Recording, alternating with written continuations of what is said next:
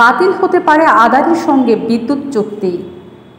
ভারতের আদানি গ্রুপের সঙ্গে অসম বিদ্যুৎ ক্রয় চুক্তি নিয়ে শুরু থেকে নানা ধরনের বিতর্কিত রয়েছে। গত বছরের মাঝামাঝি থেকে বাংলাদেশে বাণিজ্যিকভাবে বিদ্যুৎ সরবরাহ করছে আদানি।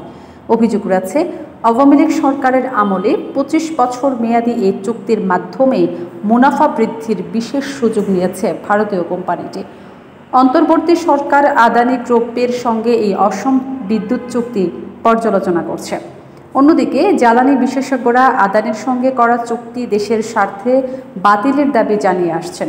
শেখ হাসিনা সরকারের পতনের পর শতভাগ রপ্তানির জন্য নির্মিত আদানির বিদ্যুৎ কেন্দ্রের উৎপাদিত বিদ্যুৎ ভারতেও বিক্রির সুযোগ রেখে বিদ্যুৎ রপ্তানি বিধি সংশোধন করছে দেশটির সরকার। বিদ্যুৎ বিভাগের ঊর্ধ্বতন কর্মকর্তারা বলছেন, ভারত সরকার আদানির বিদ্যুতের বিষয়ে তাদের আইন সংশোধন করেছে। এখন আদানি ইচ্ছে করলে ভারতের গ্রিডের সঙ্গে যুক্ত হতে পারবে। এর মাধ্যমে তাদের সঙ্গে চুক্তি বাতিলের সুযোগ তৈরি হয়েছে। কারণ আদানির বিদ্যুৎ ভারতীয় গ্রিডে দিতে হলে আমাদের সঙ্গে নেগোশিয়েট করতে হবে।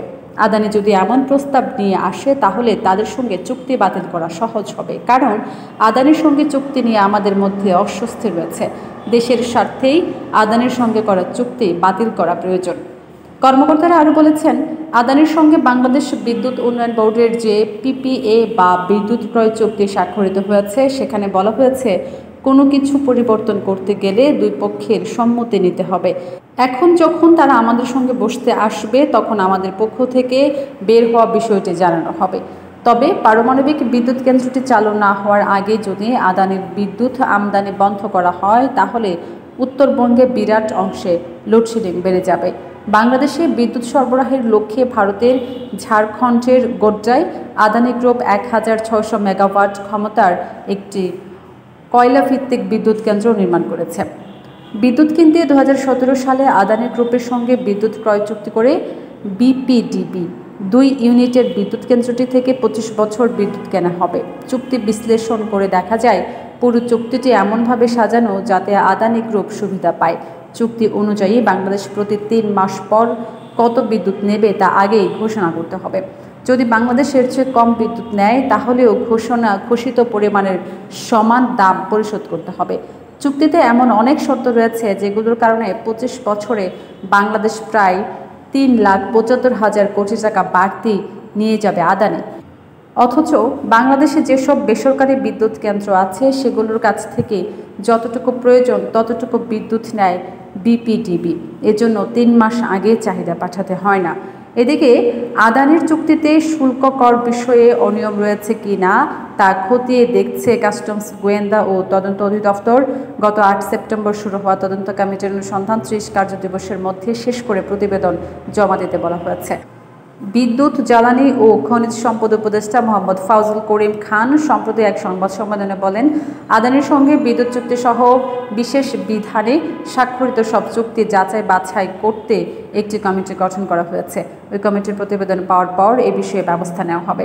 অসম চুক্তির কারণে ক্যাপাসিটি পেমেন্টও বেশি দেওয়া হচ্ছে আদানিকে। আদানির বিদ্যুতে ইউনিট প্রতি শুধু ক্যাপাসিটি পেমেন্ট পড়বে প্রায় ৬ সেন্ট বা যা দেশীয় মুদ্রায় ৭ টাকার ২০ পয়সা।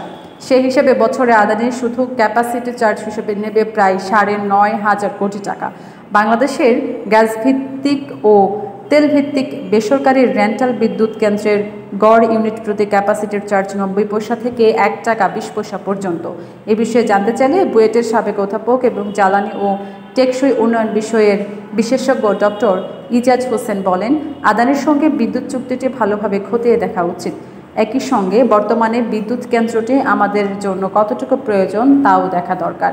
যদি বিদ্যুৎ কেন্দ্রটি আমাদের জন্য সাশ্রয়ী না হয় তাহলে চুক্তিটি পর্যালোচনা করে বাতিলের সিদ্ধান্ত নেওয়া যেতে পারে। প্রয়োজনে দুই পক্ষের সম্মতিতে চুক্তির পুনরায় সংশোধনও করা যেতে পারে। ডক্টর ইজাজ হোসেন আরও বলেন, আমাদের অন্যান্য কয়লাভিত্তিক কেন্দ্রগুলোর মতোই একই দামে আদানির বিদ্যুৎ আমরা পাচ্ছি।